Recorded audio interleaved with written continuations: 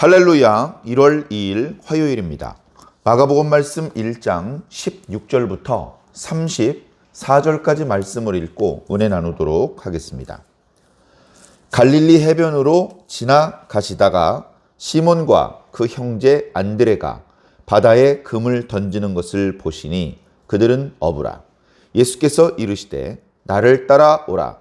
내가 너희로 사람을 낚는 어부가 되게 하리라 하시니 곧 그물을 버려두고 따르니라.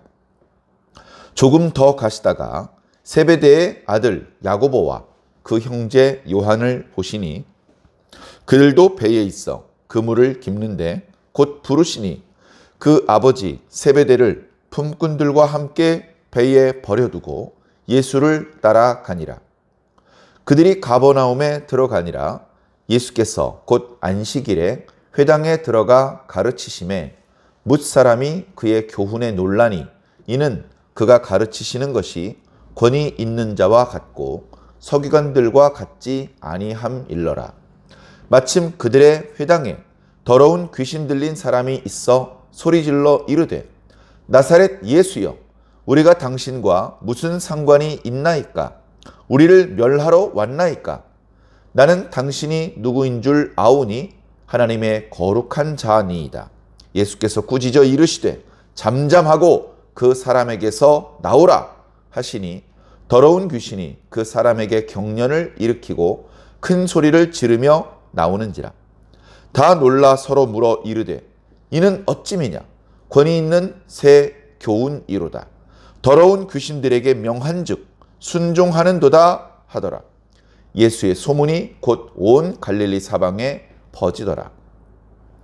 회당에서 나와 곧 야고보와 요한과 함께 시몬과 안드레의 집에 들어가시니 시몬의 장모가 열병으로 누워 있는지라. 사람들이 곧 그 여자에 대하여 예수께 여짜온대 나아가사 그 손을 잡아 일으키시니 열병이 떠나고 여자가 그들에게 수종드니라. 저물어 해질 때에 모든 병자와 귀신 들린 자를 예수께 데려오니 온 동네가 그 문 앞에 모였더라. 예수께서 각종 병이 든 많은 사람을 고치시며 많은 귀신을 내쫓으시되 귀신이 자기를 알므로 그 말하는 것을 허락하지 아니하시니라. 아멘. 감사합니다. 예수님께서 본격적으로 일을 하시는 모습입니다. 제자들을 부르시는 모습도 있고 복음을 전파하시는 모습도 있고 병자를 고치는 모습과 귀신을 쫓아내시는 모습도 있습니다. 오늘 우리가 읽은 말씀의 분량이 길어서가 아니라 마태복음은 전체적으로 분량이 많지 않고 속도감 있게 말씀이 전개되기 때문에 오늘 말씀 속에 그 많은 내용들이 담겨져 있는 것입니다. 저는 말씀을 읽으면서 어떤 느낌을 받느냐 하면 예수님께서 강한 권세로 세상을 휘젓고 다니시는 느낌이 들었습니다. 예수님께서 등장하시기 전에는 이미 세상을 지배하는 어떤 힘이 있었습니다. 전에 주님께서 오셨을 때 이 땅은 빈 땅이 아니었다. 주님께서 만왕의 왕이셨지만 이미 유대와 갈릴리에는 헤로드 왕이 있었고 그리고 로마에는 로마 황제가 있었다. 마치 이스라엘 백성이 가나안에 들어갔을 때 이미 거기에는 7 부족이 살고 있었으며 하나님의 말씀에 순종해서 가나안 땅을 밟았던 아브라함도 이미 그 땅에서 좋은 자리를 이미 차지하고 있었던 선 거주민을 만날 수밖에 없었던 것처럼 예수님께서 이 땅에 오셨을 때 그 땅은 비어있는 땅, 누군가 오셔서 자신들을 다스려 주기만을 기다리는 그런 상태가 아니었다는 말씀을 드렸습니다. 세상은 이미 주님께서 오시기 전에 누군가 거기를 차지하고 있었고 누군가 거기서 사람들을 지배하고 있었는데 그것은 다름 아닌 마귀였고 어두움이었고 죄악이었습니다. 어두움이 왕노릇하고 있었습니다. 죄가 왕노릇하고 있었습니다. 마귀가 왕노릇하고 있었습니다. 그런데 예수님께서 오셨습니다. 예수님은 한 명입니다. 예수님은 아직 미미합니다. 그런데 예수님께서 어두움이 왕노릇하고 있는 세상 가운데 빛으로 움직이십니다. 예수님께서 이리저리 휘젓고 다니십니다. 어두움이 예수님을 막아서지 못합니다. 그렇게 크고 그렇게 강해 보였는데 주님이 오시기 전까지만 해도 사람들이 그 어두움의 힘을 어찌하지 못하고 있었는데, 그런데 예수님께서는 그 어두움을 몰아내고 빛의 영역을 넓혀 나가기 시작하셨습니다. 그 영적인 전쟁을 위해서 주님께서는 함께 싸울 일꾼들을 모으기 시작하셨습니다. 예수님의 제자죠. 예수님께 배운다는 측면에서, 그들이 성장하고 그들이 변화된다는 측면에서 제자라는 이름을 우리가 즐겨 쓰지만, 다른 표현으로 다시 표현하자면 예수님께서 함께 싸울 군사들을 모집하는 것이기도 한 것입니다. 이 싸움은 혈과 육의 싸움이 아닙니다. 갑옷을 입혀주고 창과 방패를 사용하는 방법을 가르쳐 줄 필요가 없습니다. 이 싸움은 영적인 싸움입니다. 이미 세상에서 왕노릇하고 있는 마귀, 그 어두움의 권세를 물리치면서 빛의 영역, 하나님의 나라의 영역을 넓혀가는 그런 싸움입니다. 아직 제자들은 주님과 함께 싸울 수가 없습니다. 어찌 보면 주님 혼자 싸우고 있습니다. 어느 제자가 어두움을 쫓아내며 어두움의 권세로서의 질병과 귀신을 쫓아낼 수 있단 말입니까? 어느 제자가 회당에 서서 사람들에게 참된 진리를 선포할 수 있단 말입니까? 오직 예수님께서만 하실 수 있는 싸움입니다. 그러나 예수님께서는 이 땅에 영원히 계실 작정으로 오신 것이 아니기 때문에 예수님께서는 사역 초기부터 제자들을 불러 모으셨습니다. 그들은 더러는 2년, 더러는 3년, 더러는 3년 6개월 주님께 부름을 받아서 특별히 한 것이 없죠. 그저 주님 뒤를 졸졸 쫓아다니면서 잔심부름을 했고, 주님께서 말씀하시는 것을 빠짐없이 들었고, 주님께서 병자를 고치시거나 귀신을 쫓아내시는 것을 빠짐없이 목격하는 것이 전부 다였습니다. 그거 다 봤는데도 못해요. 그러나 나중에 성령 받은 이후에 주님께서 말씀하신 대로 주님보다 더 큰 일을 하는 제자들도 나타날 수 있게 되었던 것입니다. 자, 그렇게 주님께서 지금까지 없었던 새로운 질서를 만들어가고 계셨습니다. 전에 말씀드렸던 것처럼 주님께서는 한 번도 걸어가 본 적이 없는 길을 개척하면서 걸어가셨습니다. 우리는 부지런히 그 뒤를 따라가야 되죠. 주님께서 오늘 말씀 속에 베드로와 안드레, 또 야고보와 요한을 부르셨지만 오늘 우리를 부르신 것이라고 생각하면서 우리는 주님과 거리를 벌리지 않고 최대한 바짝 주님의 뒤를 따라가는 심정으로 말씀을 묵상해야 된다고 말씀드렸습니다. 오늘 말씀에 주님께서는 그저 길을 개척하셔서 급히 그 길을 지나가신 것이 아니고 그 과정에서 새로운 질서를 만들기 시작하셨습니다. 세상에서 왕노릇하고 있던 어두움을 물리치시며 빛이 있다는 것을 알려주셨고, 세상에서 마귀가 왕노릇할 때 사실은 예수 그리스도께서 참된 왕, 만왕의 왕이시라는 것을 보여주고 계셨습니다. 주님께서는 조급하지 않으셨습니다. 순식간에 세상에 있는 모든 병자를 고치려고 하지 않으셨습니다. 사람들에게 성급하게 내가 왕이야 라고 말하지 않으셨습니다.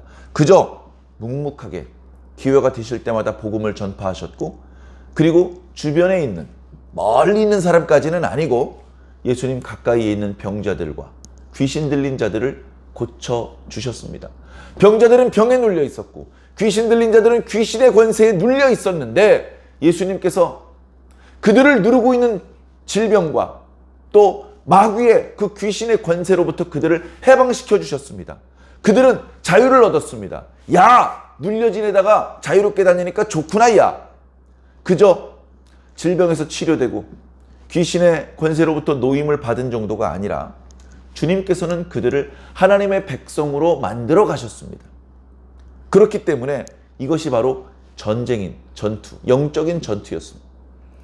주님의 전투는 흑암의 권세에 눌려있던 자들을 해방시키시고 그들을 하나님의 백성으로 만드는 것이 바로 영적 전투였습니다. 그들에게서 성공적으로 질병을 걷어내시고 귀신을 쫓아내셔서 그들이 하나님의 백성이 되게 됐습니다. 이 전투는 승리한 전투가 되는 것입니다. 이 승리한 전투에 참여시키려고 제자들을 불러 모으신 것이죠. 오늘 말씀 첫 구절에는 제자들을 불러 모으시는 말씀부터 시작됩니다. 우리가 어저께 말씀을 들었을 때에는 세례자 요한이 유대 광야에서 요단강에서 사람들에게 세례를 베풀 때 예수님도 거기 오셔서 세례를 받으셨고 물에서 올라오실 때 성령을 받으셨고 하늘로부터 나는 음성을 들으셨습니다. 하늘로부터 이는 내 사랑하는 아들이요 내 기뻐하는 자라. 이게 바로 복음입니다. 누가 하나님의 아들이냐? 예수 그리스도다. 예수는 그리스도고 예수는 하나님의 아들이시다. 1장 1절부터 선언하셨던 말씀. 그게 바로 복음의 핵심에 해당되는 내용입니다. 그 예수님께서 요한이 잡히신 이후에 그죠? 광야에서 40일 동안 금식하시고 마귀의 시험을 받으셨지만 이기시고 그리고 갈릴리로 돌아오셔서 요한이 잡히신 이후부터는 예수님께서 갈릴리에 나타나셔서 복음을 직접 전파하기 시작하셨습니다. 때가 찼고 하나님의 나라가 가까웠으니 회개하고 복음을 믿으라. 그렇게 틈날 때마다 복음을 전파하셨던 예수님께서는 오늘 말씀에 보니까 갈릴리 해변에서 일하고 있었던 몇 사람들 중에서 당신의 제자로 부르셨습니다. 그들이 해변가에서 일하고 있었고 그물을 깁고 있었고 그들에게는 배가 있었던 것을 보면 그들은 어부들이었던 것 같습니다. 저 어부인데요. 아무도 설명하지 않지만 벌써 행색으로 보면 알 수 있고 지금 현재 어부의 일을 하고 있는 것을 보면 명확히 알 수 있었죠. 그래 가다가 시몬을 만났습니다. 아직은 베드로라고 하는 새 이름을 주기 전이었죠. 그리고 그의 동생으로 알려져 있는 안드레가 함께 일하고 있었습니다. 그들에게 말하셨습니다. 너희는 나를 따라오라. 권세 있는 말씀입니다. 당시 랍비들은 제자들을 그렇게 부르지 않았습니다. 랍비들은 제자들의 선택을 받았습니다. 여러 랍비들이 있었죠. 랍비들이 사람들을 가르칩니다.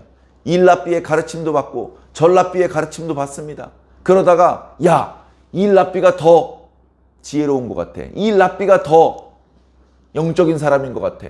그렇게 판단이 되면 저 이제부터 선생님을 따라다니면서 선생님의 가르침을 받고 영적인 훈련을 좀 받고 싶습니다. 그러면서 돈을 들고 오고 가르침을 받는 대가를 하면 랍비들은 그걸 받고 그 제자들에게 자신이 가지고 있는 지혜와 신앙적인 경험을 전수시켜 주었습니다. 예수님처럼 나를 따라오라 라는 방식을 쓰는 랍비는 당시에 없었죠. 주님의 방식은 완전히 새로운 방식이었습니다. 말씀 시작할 때 설명드렸던 것처럼 마치 군대를 모집하는 듯한 느낌이 드는 그런 방법으로 당신의 제자들을 부르셨습니다. 예수님께는 우리가 100% 다 이해할 수 없는 어떤 영적인 권위가 있었습니다. 그래서 예수님께서 나를 따라오면 한 달에 500만 원씩 줄게 이런 조건을 제시하지 않으셨고 어찌 보면 예수님이라는 사람의 뒤를 쫓아가면 고생길이 훤하다는 게 너무 뻔하게 보였는데도 불구하고 예수님의 부르심을 거절할 수 없었습니다. 예수님께서 부르셨을 때 그들은 손질하고 있던 그물을 버려두고 곧장 예수님을 뒤따라갔습니다. 잠깐만요. 여 배 좀 육지에 묶어놓고요. 여 손질하던 그물 저쪽으로 좀 치워놓고 그렇게 하지 않았습니다. 그대로 버려놓았습니다. 조금 더 가다가 또 다른 사람들에게 똑같은 말씀을 하셨습니다. 너희도 나를 따라오라. 시몬과 안드레에게 했던 말과 똑같은 말을 했겠죠. 내가 너희를 사람을 낚는 어부로 만들어주겠다. 그 의미가 뭔지 미처 깨닫지 못했는데 무엇인가 홀린 것처럼 이번에도 세베대의 아들 야고보와 그의 동생 요한이 자기 아버지와 또 함께 배와 그물을 손질하던 품꾼들과 배를 버려두고 예수님을 따라갔습니다. 틀림없이 세베대의 아버지가 야 인마 어디가? 라고 물어봤을 겁니다.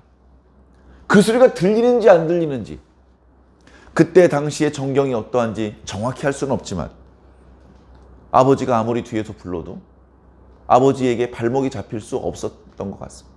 그렇게 나중에 12명이 되는 그 제자 중에 4명의 제자가 주님께 부름을 받았습니다. 다른 복음서에 보면 이 제자들은 동업자였고 서로, 그리고 세례자 요한의 제자이기도 했던 것 같습니다. 그러나 이제 전혀 국면이 달라졌죠. 세례자 요한은 잡혀서 더 이상 볼 수 없게 되었고, 그리고 예수님의 복음과 세례자 요한에게서도 볼 수 없었던 병자를 치유하고 귀신을 쫓아내는 역사들이 나타나자 더 이상 망설이지 않고 주님을 뒤쫓았던 것입니다. 그 과정에서 성령님께서 그 제자들의 마음을 어루만지시고 감동, 감화하시는 역사도 틀림없이 있었을 것입니다. 이제 예수님께서 가시면 그 뒤에는 항상 제자들도 함께 움직였습니다. 어찌 보면 조금은 우스꽝스러운 모습이었을지도 모릅니다. 왜냐하면 보통은 수염이 길게 나 있는 랍비 뒤에 젊은 수습생들이 뒤따라가는 모습인데, 이건 스승이 제일 젊고 그 뒤에 스승보다 적게는 10년에서 20년 이상 나이가 많아 보이는 제자들이 뒤따랐기 때문에 그렇습니다. 그러나 그들의 표정은 진지했고 그들의 움직임은 다른 어떤 랍비들보다 강력했습니다. 예수님께서는 주로 안식일에 회당에서 사람들을 가르치셨습니다. 그도 그럴 것이 평일날에 한가롭게 예수님의 가르침을 들을 만한 여유 있는 사람들이 없었고, 그렇게 할 정도로 예수님은 아직 그렇게 유명한 인사가 아니었습니다. 매우 초기였기 때문에 그때는 예수님께서 이 회당과 저 회당을 찾아다니면서 거기서 기회를 얻어서 복음을 전파하셨던 것입니다. 예수님께서 어느 회당에서 복음을 전파하시는데 사람들이 그저 유대인이기 때문에 회당에 들어가서 예배를 드렸죠. 거기서 회당장이 많은 돈을 들여서 회당을 관리하고, 그리고 두루마리 책을 준비해 놓으면 그러면 그 두루마리 책을 읽었습니다. 보통은 모세율법 중에서 한 구절을 읽고 선지자의 글이나 다윗의 글 중에서 한 구절을 읽는 식으로 먼저 말씀을 읽고, 그리고 그 자리에 있는 유대인 남자 중에서 하고 싶은 말씀이 있으면 하라고 그렇게 했습니다. 그게 이제 조금 엉성한 당시 회당 예배의 풍경이었는데, 그런 기회를 잘 이용해서 예수님께서도 복음을 전하셨고 나중에 바울도 그런 방법으로 복음을 전하기 시작했던 것이죠. 예수님께서는 어디서 훈련을 받으시고 교육을 받으시고 연습을 하셨는지 알 수 없지만 예수님의 권세 있는 설교는 사람들을 탄복시킬 수밖에 없었습니다. 어떻게 그렇게 될 수 있었을까? 그것을 우리는 지식적인 연구와 노력의 결과라고 보기는 어렵습니다. 그야말로 성령의 권세죠. 성령님께서 예수님을 그렇게 탁월한 설교자로 만들어 가셨던 것입니다. 예수님께서는 기회가 있을 때마다 어쩌다 홈런 친 게 아니고 매번 말씀을 전하실 때마다 듣는 사람을 탄복시키셨습니다. 예수님께서 회당에서 말씀을 전하셨을 때 그 회당에는 예수님의 말씀을 처음 듣는 사람도 많이 있었던 모양입니다. 그들이 깜짝 놀랐습니다. 보통은 서기관들이 회당에서 말씀을 전파했습니다. 서기관들은 좋게 말해서 과거 에스라의 후예들입니다.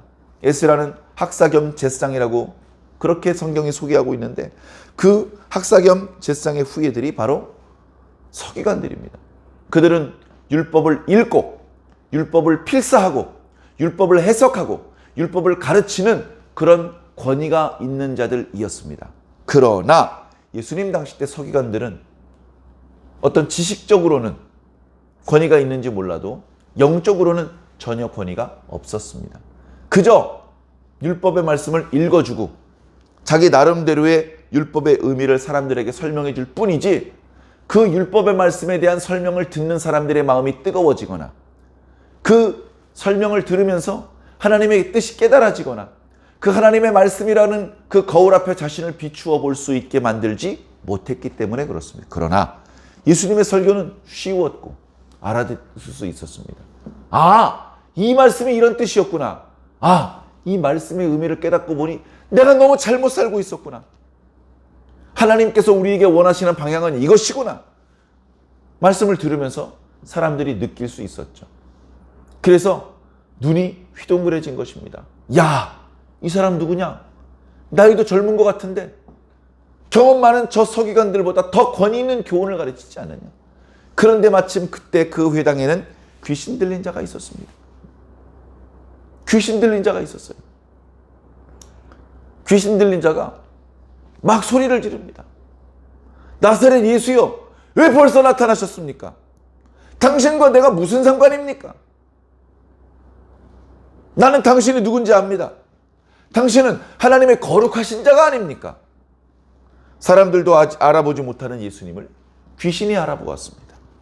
그러나 귀신이 예수님의 존재를 인정하고 귀신이 예수님 광고를 해주고 나면 이제 귀신은 예수님과 동업자가 되고 모양새가 이상해지는 것이죠. 예수님께서 서둘러 그 귀신을 잠잠하게 만드셨어요. 잠잠하라! 귀신이 더 이상 말을 할 수가 없었습니다. 잠잠하고 어서 그 사람에게서 나와라! 마지막으로 소리를 지르며 그 사람으로 하여금 경련을 일으키게 만들 거기서 귀신이 나왔습니다. 귀신에게 눌렸던 사람이 이제 자유를 얻게 되었습니다. 한 명 한 명 귀신의 권세에서 하나님의 권세로 옮겨 타게 만드는 것이죠. 그 모습을 또 그 회당에 있는 사람들이 모두 보았습니다. 야, 말씀의 권세가 너무나 크도다.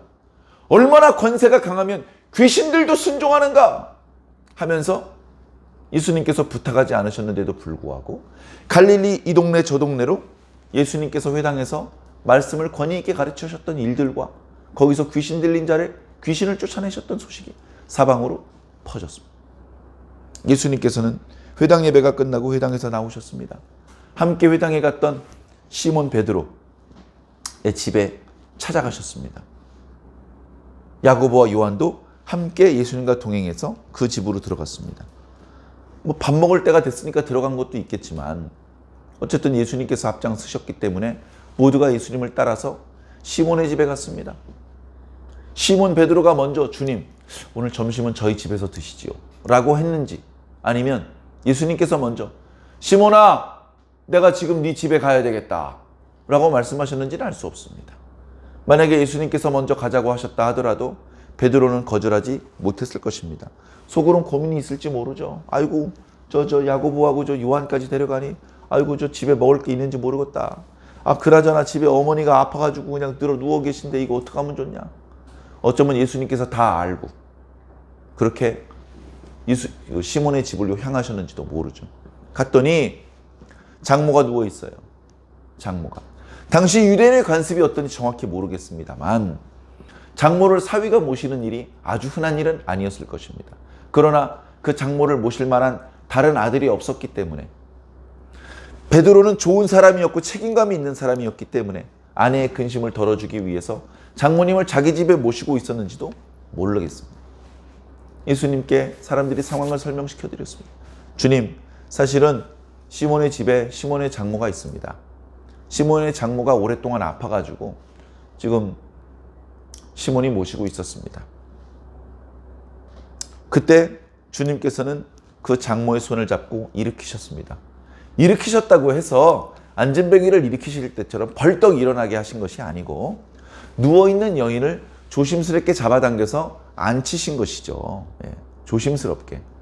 그렇게만 하셨는데 그 일어나는 순간에 열병이 떠나갔다라고 말하고 있습니다. 열병이 떠나가면 열이 떨어졌겠죠. 그죠? 그리고 열과 함께 온몸에 있었던 오한과 그리고 관절과 근육의 통증이 사라졌을 것입니다. 무거웠던 머리통이 가벼워지는 느낌을 들었을 것입니다. 아주 짧은 순간 몸이 다 나았네라는 것을 느낄 수 있었습니다. 입술은 아직 바짝 말라 있었겠지만 그러나 벌써 몸에서 힘이 올라오는 것을 느끼면서 이거 뭐지? 하면서 시몬의 장모가 병 고치는 것들을 그 주변에 있는 사람들이 목격을 했을 것입니다. 그 누구보다도 시몬의 장모가 기뻐하고 감사했을 것입니다. 나이는 자신보다 한참 어리지만 그 예수님 앞에 자세를 고쳐 앉고 무릎을 꿇었을 것입니다. 젊은 사람이라 얕잡아 봤는데 하나님께서 보내니 선지자시구려.